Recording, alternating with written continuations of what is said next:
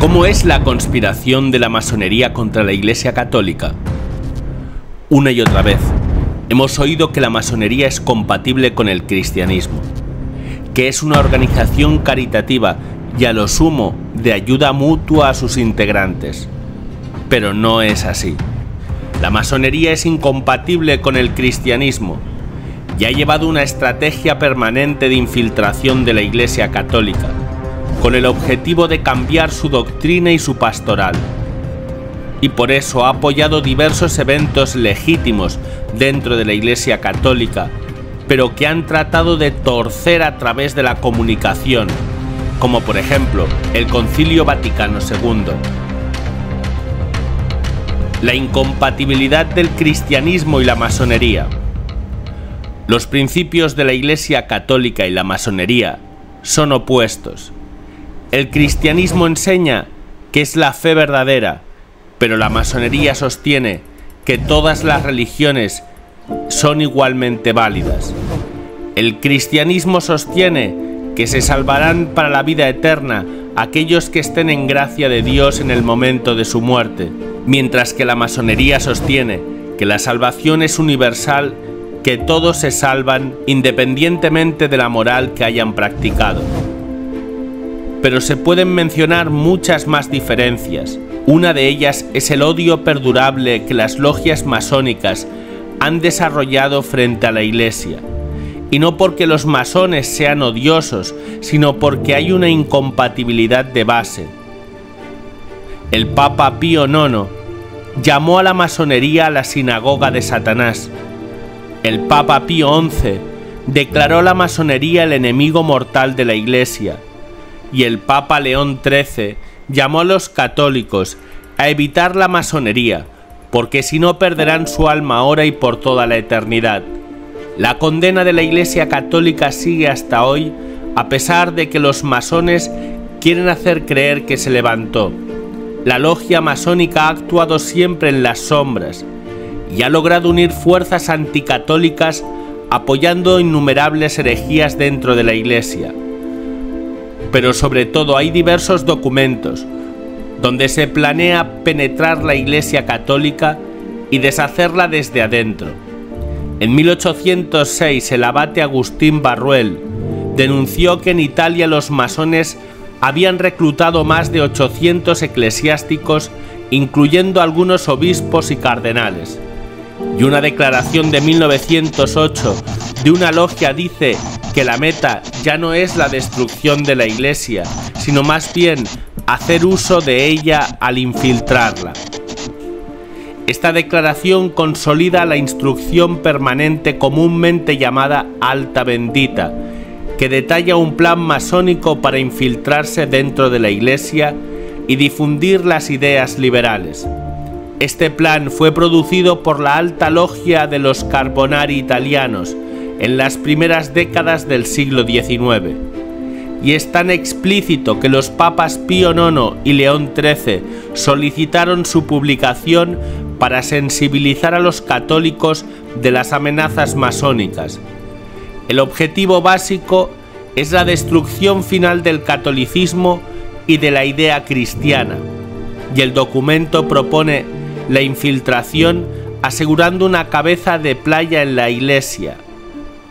Establece una campaña de difamación contra cualquiera de los fieles que se oponga, especialmente al clero. También la corrupción de los sacerdotes por los infiltrados, que significará también la corrupción de los laicos por extensión. Establece que la clave del éxito sería la capacidad de los agentes infiltrados para fingir piedad y ortodoxia y ganarse la confianza y estima de los católicos. Esta reputación de los infiltrados permitiría abrir camino a las nuevas doctrinas dirigidas al clero joven. Sostiene que en pocos años el clero joven será invadido y reclaman un concilio donde se pedirá que todo el cuerpo clerical elija el pontífice y que se dé prioridad a los principios humanitarios como forma de evaluar la piedad. También el concilio que se reclama tendría como objetivo la anulación de las diversas condenas pronunciadas por los papas a la masonería. Su orientación sería llegar a la jerarquía superior de la Iglesia. Su objetivo no era nombrar un papa masón, sino crear el clima dentro de la Iglesia para que tarde o temprano se produzca una jerarquía católica y un papa imbuido por las ideas liberales masónicas. Entonces los líderes católicos ya no se opondrían a las ideas de la Revolución Francesa, por ejemplo. Los 3 indicadores del éxito de la operación serían la producción de un cambio en la Iglesia que cualquier observador externo hubiera identificado, una gran revolución interna para actualizar la Iglesia a las ideas modernas. También la introducción de una nueva teología que reformará las enseñanzas anteriores y una apertura hacia las otras religiones y pluralismo, incluso con los masones. Este es uno de los documentos sobre el plan de la masonería. Pero también hay una carta del arzobispo de Colonia, cardenal Felix von Hartmann, dirigida al nuncio apostólico en Alemania, que en ese momento era Eugenio Pacelli, que más tarde se convertiría en el Papa Pío XII. Es por esta razón que los masones han visto con buenos ojos el clima que se generó en el Concilio Vaticano II. No estamos hablando de la mayoría de los documentos que se produjeron en el concilio, sino del espíritu que se creó en toda la sociedad e incluso dentro de la Iglesia, y que fue manipulado por los medios de comunicación, haciendo creer incluso a los sacerdotes de parroquia que había habido una gran revolución en la Iglesia. Y aún hoy los masones siguen operando a favor del espíritu del concilio. No bien asumió el pontificado el Papa Francisco, el Gran Oriente italiano salió a comunicar su apoyo al Concilio Vaticano II, lanzando una campaña con folletos y conferencias. ¿Qué tienen que hacer los masones apoyando un evento católico si no es una forma de intervención? Hay otros documentos, como por ejemplo el supuesto Masterplan para destruir a la Iglesia, que supuestamente fue olvidado en un portafolio por un paciente en el consultorio del doctor Jerónimo Domínguez en Nueva York en el año 1973. Después de un tiempo en que nadie lo reclamó, él lo abrió y se encontró con este Masterplan, que en términos generales planteaba el tema masónico de sustituir la Iglesia católica por una Iglesia universal, difundir que el objetivo del cristianismo es el amor al prójimo, relegando el amor a Dios en segundo lugar, producir cambios internos como que los sacerdotes se casen, sacar a las monjas de los claustros, desvalorizar los sacramentos como medallas, rosarios, escapularios, y también no apoyar las oraciones.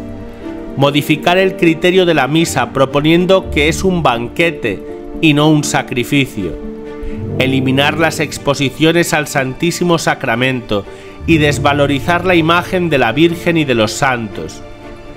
De este último documento no tenemos seguridad de su autor, pero es compatible con los otros que mencionamos.